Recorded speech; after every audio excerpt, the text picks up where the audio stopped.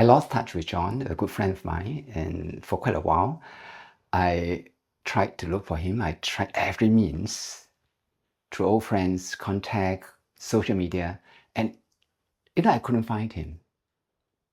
Then all of a sudden, one day, he appeared in front of me. No plan, no effort. I saw him in a train.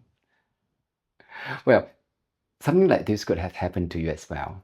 This is the power of timing. When it is in your favor, you don't have to do much. Things happen the way you want it to.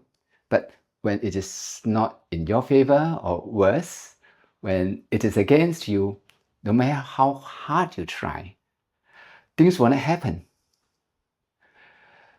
In life, whether it's in business, in work, or in relationship, timing is everything. So the question is, how do you make timing work for you? Since timing is so powerful, if you can allow it to work for you, you'll be a lot powerful, right? And this is what we are going to explore in the next few minutes. We're going to learn the wisdom of timing in Sun Tzu's The Art of War. And before that, it is important for us to recognize that timing is power. Most people don't lose because they are weak. They lose because they act at the wrong moment. When people think about power, they think about strength, force, speed, decisiveness. But to Sun Tzu, power is not force. It boils down to two things.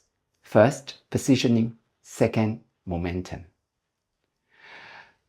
Because whether it's in war or in life, outcomes are often decided before anything happens, not by what you do, but by whether the conditions allow it to work.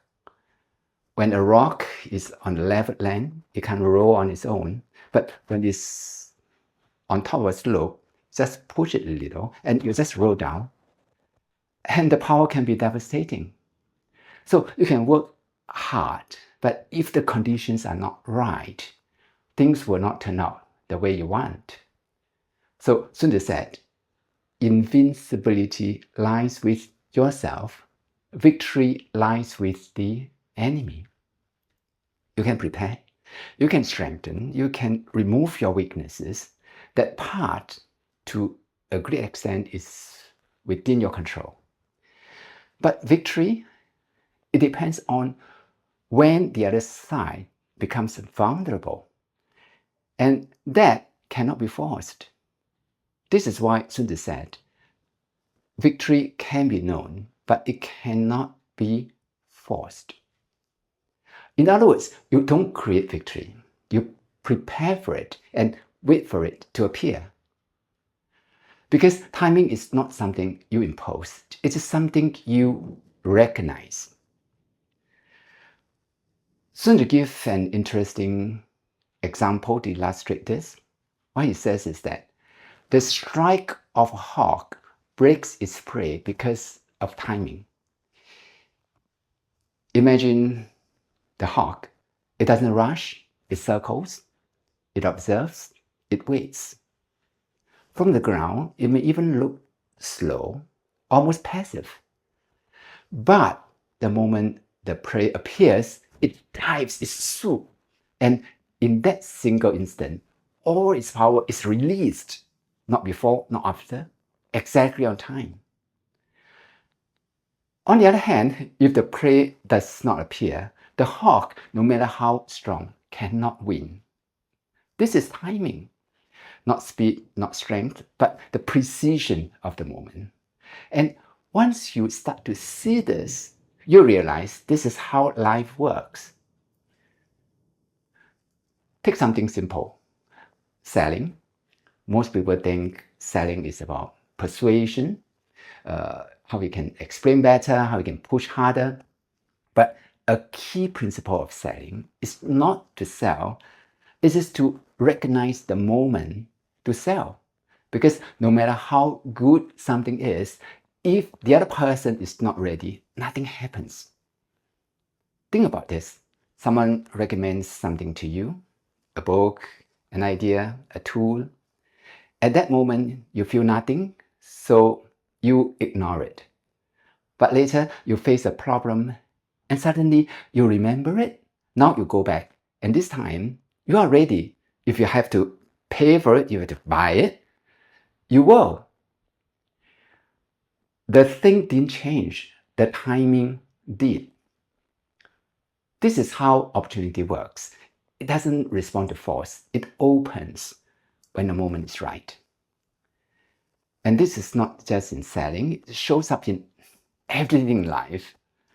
Have you ever tried to say something important to someone, to correct them, to be honest with them, to clear something with them, and it didn't land? Not because you were wrong, but because the moment was not ready. You say it when they are tired or emotional or distracted. You speak, they react, and suddenly it becomes something bigger than it should be. It can even end up in a quarrel or even a fight. But if you wait, not to avoid, but to wait for the right moment, to sense when the moment arrives, you say the same thing again. They hear you, they understand. Nothing changed except the timing. This is what the art of war was pointing to. You prepare yourself, but you don't force the moment, because even the right action at the wrong time creates resistance. And by the same token, the right action at the right time feels almost effortless. Most people try to control outcomes. Few learn to recognize timing.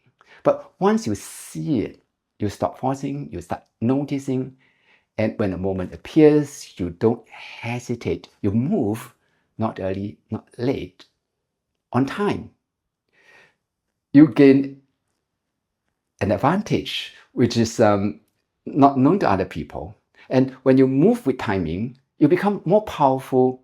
Things simply work. It's like the train.